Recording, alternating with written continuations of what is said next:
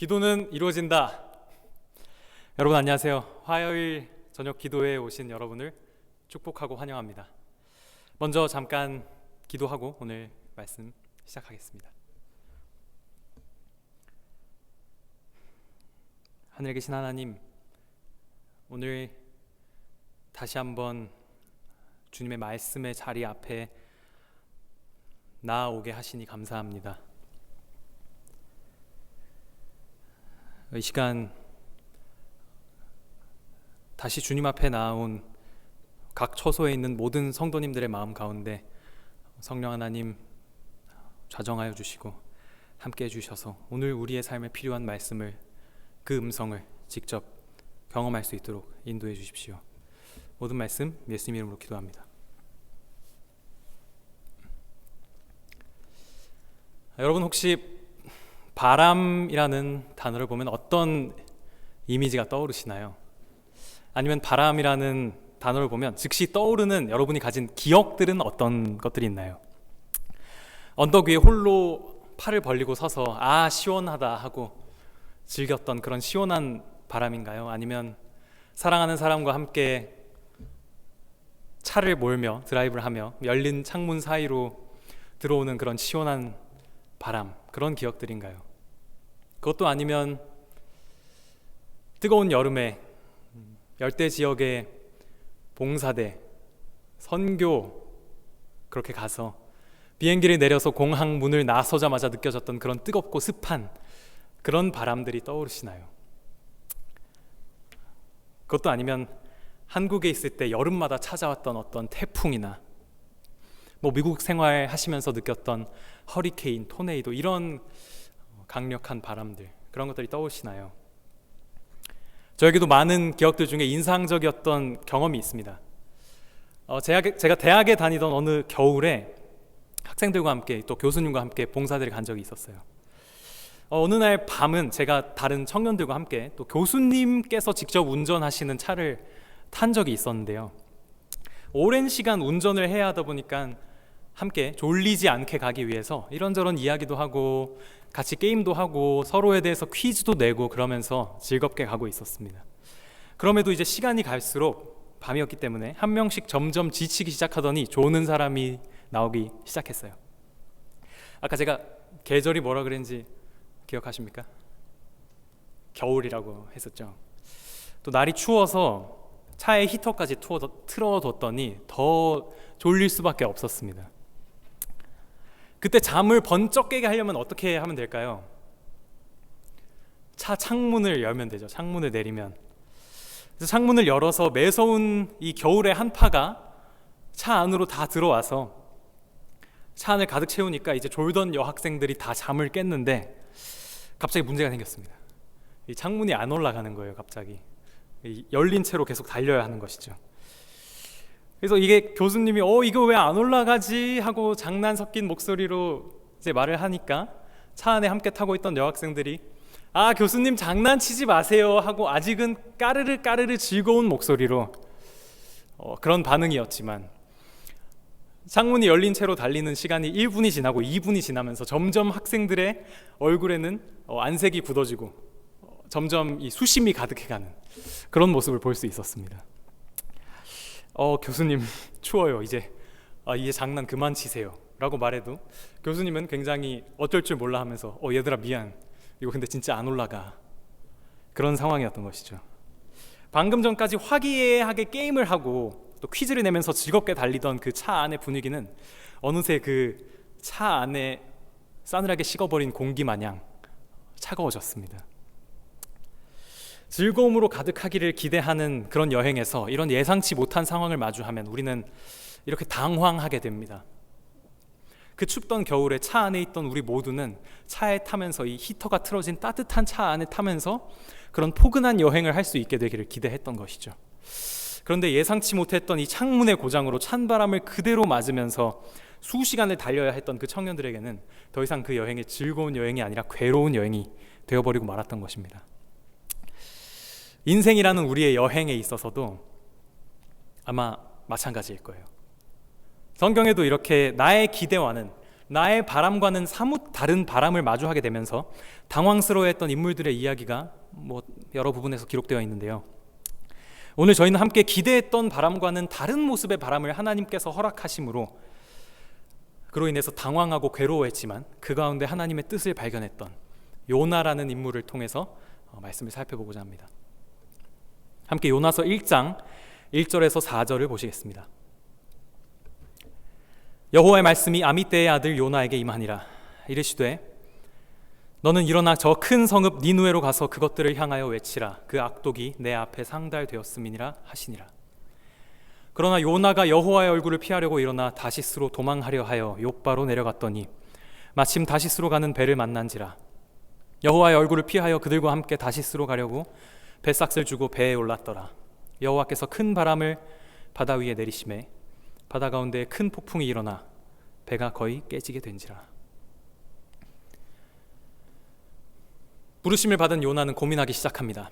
분석을 해보는 거죠. 내가 이 기별을 전했을 때 일어날 수 있는 결과는 무엇일까? 가장 가능성이 높은 것은 맞아 죽는 거죠. 우리 민족의 원수 같은 니느웨 사람들에게 혼자 무기도 없이 무장하지도 않은 채로 가서는 너희들 이제 다 죽을 거야, 망할 거야 라고 외쳐야 한다는 것은 죽으러 가는 길이나 마찬가지였습니다. 반대로 그러면 이 기별이 효과가 있어버리면 어떡할까요? 하나님이 니느웨를 그냥 멸망시켜도 될 텐데 왜 나보고 가서 굳이 전하라고 하시는 거지? 눈치 빠른 요나가 벌써 하나님의 마음을 알아채버린 것입니다. 니느웨가 회개하면 멸망시키지 않으시겠구나. 그러면 나는 거짓 선지자가 되겠구나.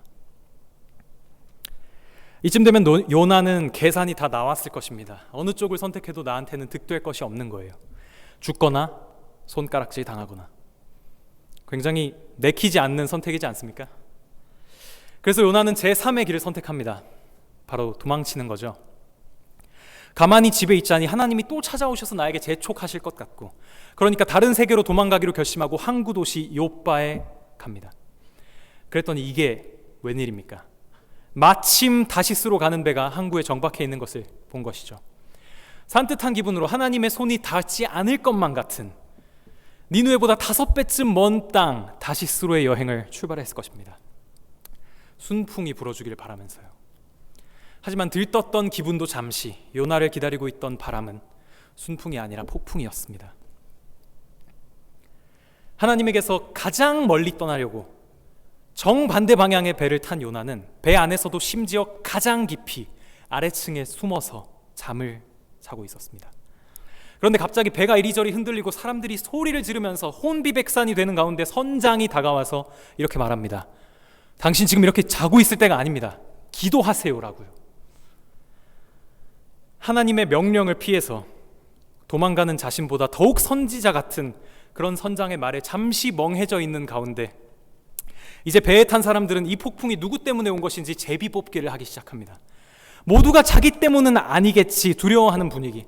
마치 예수님이 마지막 만찬 자리 가운데서 너희 중에 한 사람이 나를 팔 것이다 라고 했을 때에 그 자리에 앉아있던 제자들이 예수님 나는 아니지요, 내는 아니지요 하는 것처럼 모두가 크게 나는 아니겠지, 이 폭풍이 나 때문은 아니겠지 하는 가운데 마치 그 가룟 유다가 예수님이 하시는 말씀을 알아채고 불안해했던 것처럼 요나 역시 그 자리에서 그 제비가 뽑아지는 와중에 그 결과를 직감하고 있었겠죠.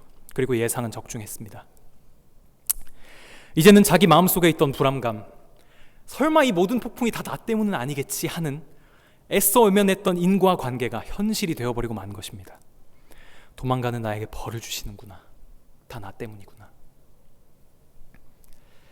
요나는 너희가 이 큰 폭풍을 만난 것이 나의 연고인 줄을 내가 아노라 라고 말하면서 담담하게 자신의 잘못을 시인하고 자기 몸을 바다에 던지면 그 모든 폭풍이 잠잠해질 것이라고 말합니다. 그럼에도 선원들은 차마 요나를 던져버리지 못하고 애를 쓰다가 바다가 그들을 향하여 점점 더 흉용함으로 결국 그를 던져버리고 말았습니다.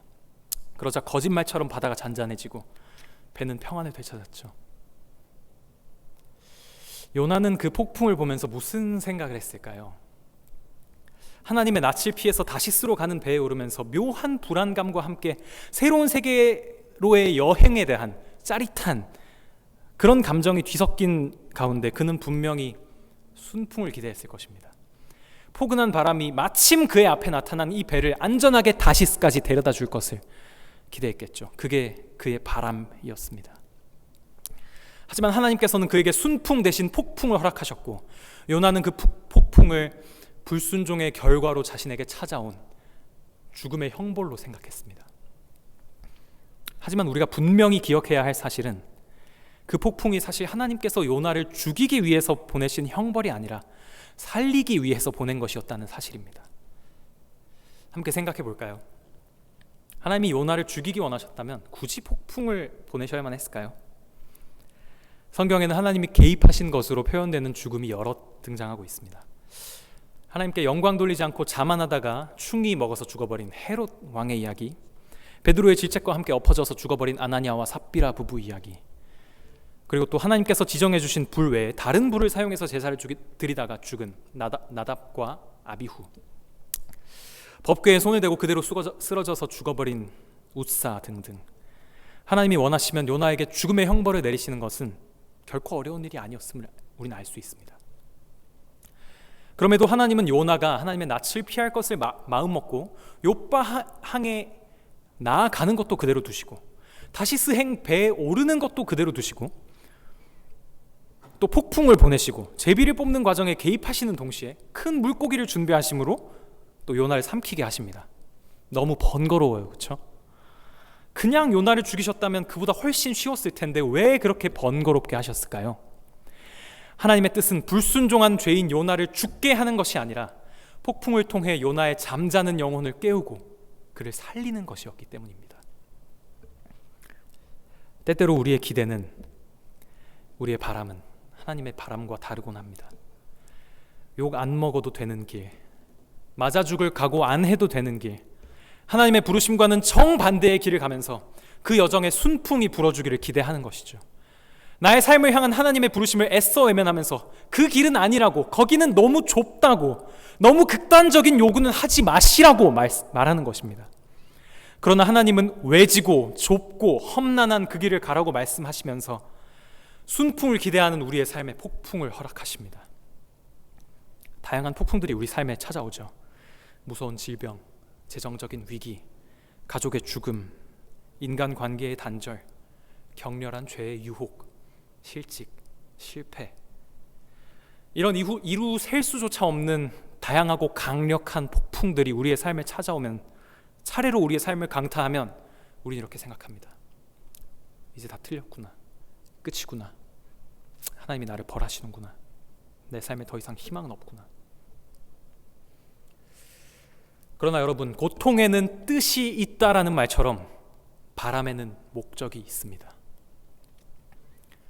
나의 삶을 향한 부르심이 너무 과한 요구라는 오해 가운데 하나님의 낯을 피하려고 했던 요나는 자신을 죽이기 위해 찾아온 줄 알았던 폭풍 가운데 하나님께서 이미 자신을 살리기 위해 준비하셨던 물고기를 만나고 그 뱃속에서 이렇게 고백합니다. 구원은 여호와께로서 말미암나이다.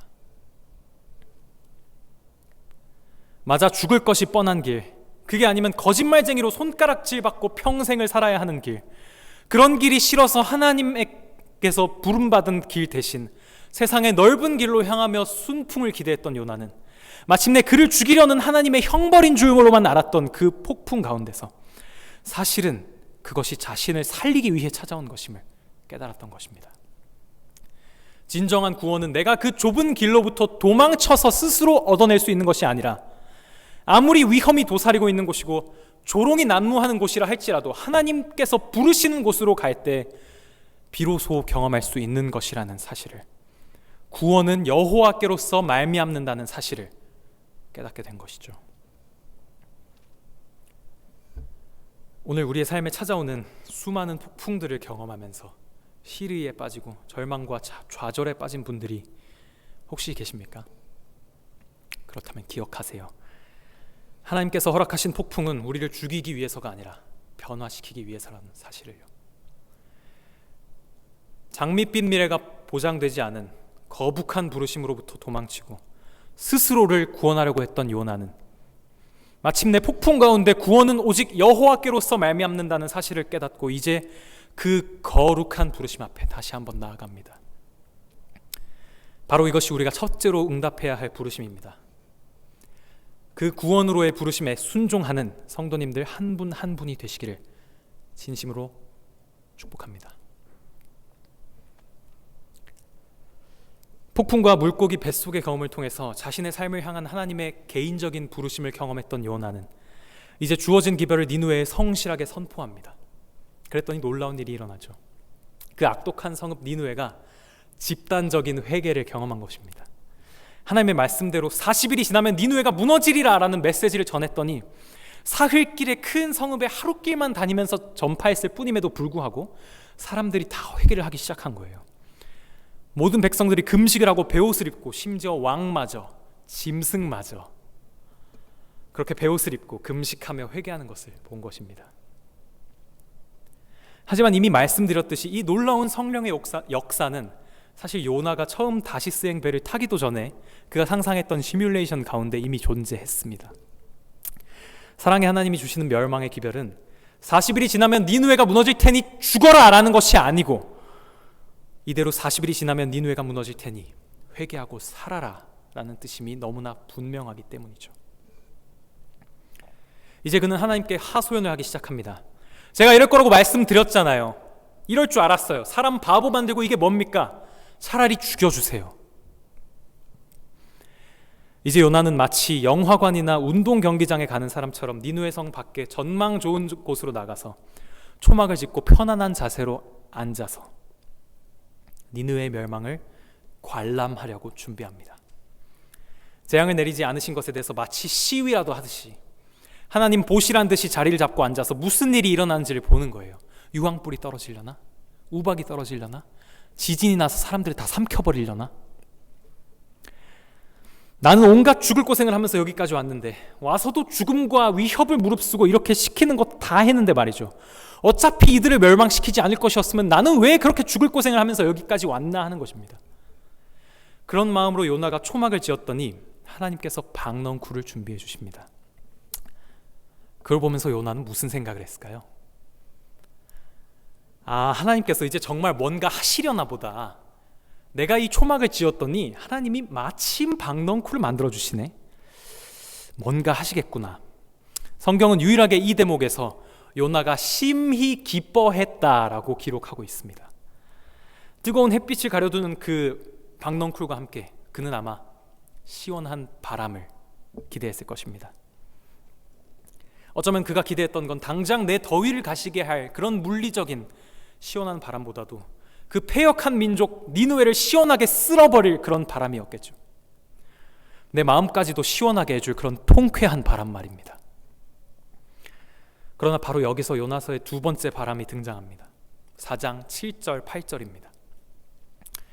하나님이 벌레를 예비하사 이튿날 새벽에 그 박넝쿨을 갈가 먹게 하심에 시드니라. 해가 뜰 때에 하나님이 뜨거운 동풍을 예비하셨고 해는 요나의 머리에 쪼임에 요나가 혼미하여 스스로 죽기를 구하여 이르되 사는 것보다 죽는 것이 내게 나으니이다 하니라. 멸망 관람석에 햇빛 가리개였던 그 박넝쿨이 하나님께서 예비하신 벌레로 인해서 다 시들고 또 해 뜰 때 하나님께서 예비한 뜨거운 동풍까지 보내시자 요나는 다시 한번 하나님을 원망합니다. 차라리 죽여달라는 것이죠. 이제는 박넝쿨까지 준비해 주시는 걸 보면서 니느웨에 재앙의 바람을 내리실 줄 알았더니 니느웨가 아니라 도리어 자신에게 뜨거운 바람을 허락하심으로써 괴롭게 하시는 이유가 도무지 무엇인지 요나는 이해할 수가 없었던 것입니다. 그런 요나에게 하나님은 이렇게 말씀하십니다. 여호와께서 이르시되 내가 수고도 아니하였고 재배도 아니하였고 하룻밤에 났다가 하룻밤에 말라버린 이 박넝쿨을 아꼈거든. 하물며 이 큰 성읍 니느웨에는 좌우를 분별하지 못하는 자가 12만여 명이요 가축도 많이 있나니 내가 어찌 아끼지 아니하겠느냐 하시니라. 이전에 폭풍의 경험을 통해서 자신의 삶을 향한 하나님의 개인적인 부르심, 구원의 부르심을 경험했던 요나는 오직 여호와 하나님만이 구원자가 되신다는 사실을 깨달았죠. 그러나 그는 아직 이방 민족을, 즉 다른 사람들을 향한 하나님의 구원의 부르심을 깨닫지 못했습니다. 그런 요나에게 하나님은 또 다른 바람을 통해서, 뜨거운 동풍을 통해서 그분의 사랑을 깨닫게 하십니다. 요나는 유대 민족뿐만 아니라 이방 민족에게도 주어진 그 하나님의 사랑을 깨달아야만 했습니다. 자신을 향한 개인적인 구원으로의 부르심뿐만 아니라 요나가 더러운 이방 민족으로 여겼던 그 니누의 사람들, 그 다른 사람들을 향한 하나님의 구원의 부르심, 그것을 깨달아야 했던 것입니다. 바로 그것을 가르쳐 주시기 위해서 하나님은 요나에게 두 번째 바람을 보내셨습니다. 앤드루스 커뮤니티에 속해서 지내다 보면 좌우를 분별하지 못하는 자, 그런 사람들을 찾아본다는 게 상당히 어렵습니다. 한국인이고 뭐 외국인이고 할 거 없이 신실한 재림 성도들이 사는 마을이니까 그렇죠. 그래서인지 싱글 전도사로 살아가면서 얼마나 많은 도움을, 특히 이 반찬들을 받았는지 모릅니다. 너무나 감사하게 생각하고 있습니다. 그런데 저희보다 더욱 사랑과 관심을 주셨으면 하는 친구들이 있어요. 교회 배경은 없지만 한국 친구들과 또 음식들과 문화가 그리워서 가끔 교회에 발을 들여놓는 대학생들, 무슨 행사 있을 때나 잠깐 보이고 다른 때는 교회에서 자주 볼 수 없는 유학생들, 그들이 바로 우리 교회에 맡겨진 영혼들입니다. 한인교회 성도님들의 따뜻한 사랑이 가장 많이 필요한 사람들이 어쩌면 그 친구들이지 않을까요? 니누에는 어디에 나 있습니다. 이곳 앤드루스에도요. 성경의 많은 이야기들 중에 이례적으로 요나의 이야기는 이렇게 열린 결말로 끝나게 됩니다. 왜 이렇게 뒷이야기는 기록되지 않았을까요? 그것은 어쩌면 그 뒤에 요나가 어떤 반응을 보였는지보다 더 중요한 것이 이 요나서를 읽은 우리가 오늘날 어떤 반응을 보여야 하는지가 더 중요한 것이기 때문이 아닐까요? 인생 가운데 때때로 우리는 요나처럼 하나님을 오해하게 됩니다. 나를 향한 부르심이 너무 가혹하다고 느껴질 때 스스로를 구원하려고 다시스 행 배에 올라서 순풍으로 가는 그런 삶을 기대하기도 하죠. 하지만 하나님은 폭풍을 통해서 나의 삶을 변화시키고 구원은 오직 여호와께로서 말미암는다는 사실을 가르치십니다. 또 우리는 우리와 다른 사람을 보면서 멸망받아 마땅하다라고 평가하고 소망 없는 마른 뼈 같은 사람이라고 생각하고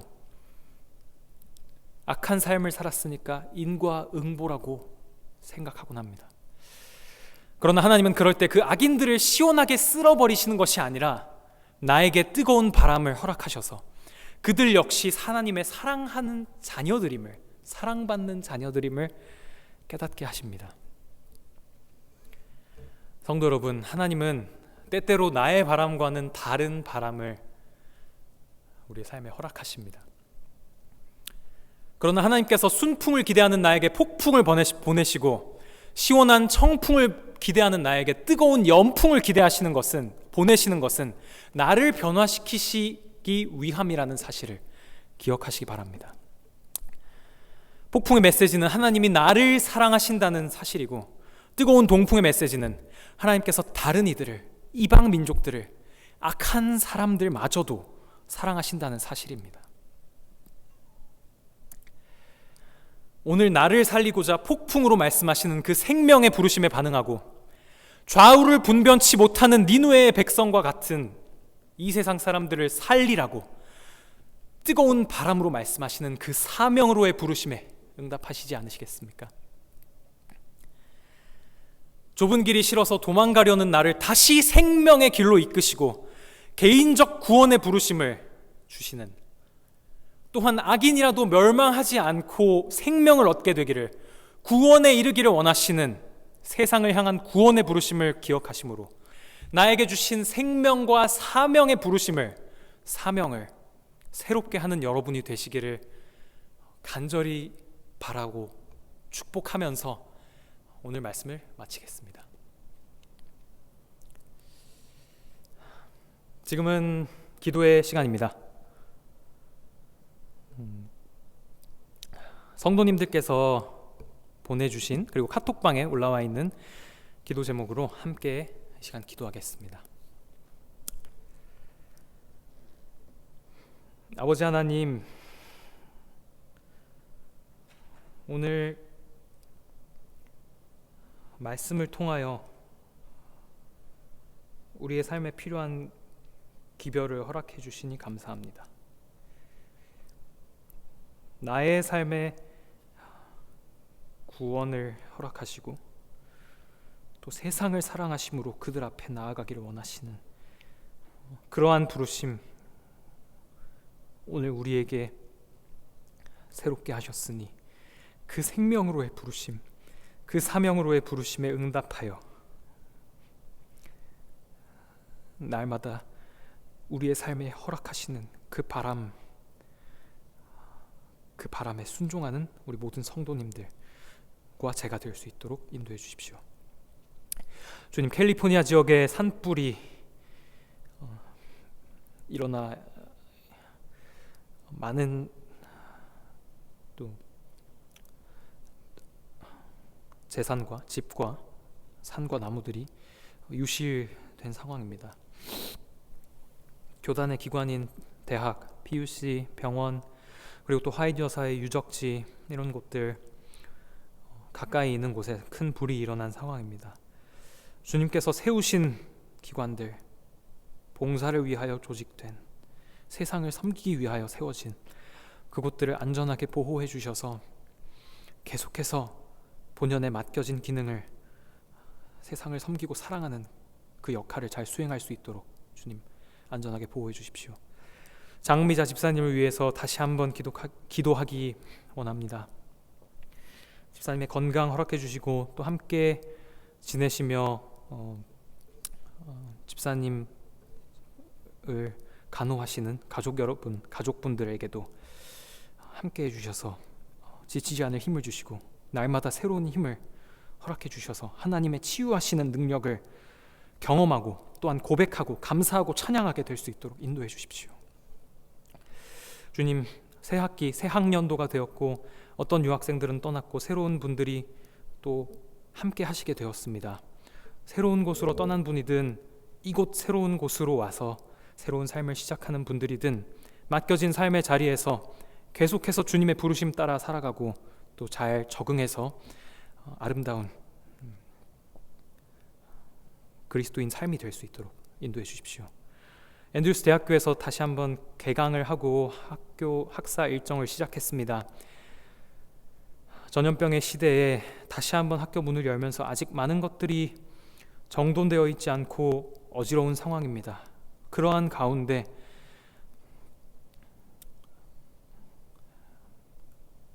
어떤 감염으로부터의 위험, 또 많은 위험들이 있는 가운데 학교 문을 열었지만 주님, 각 개인이 개인 건강관리, 위생관리, 그리고 거리두기, 이런 모든 것들을 통해서 안전하고 유익한 대학 학사 일정, 대학 생활이 될 수 있도록 인도해 주십시오. 어려운 시대에 학교뿐만 아니라 각자의 삶의 자리에서 살아가는 모든 교우님들, 각 개인의 가정과 사업장 모든 곳에 함께 해주시고 건강과 평안을 허락해 주셔서 날마다 감사와 찬송이 넘치는 그러한 삶이 될 수 있도록 인도해 주시기를 예수님 이름으로 기도합니다.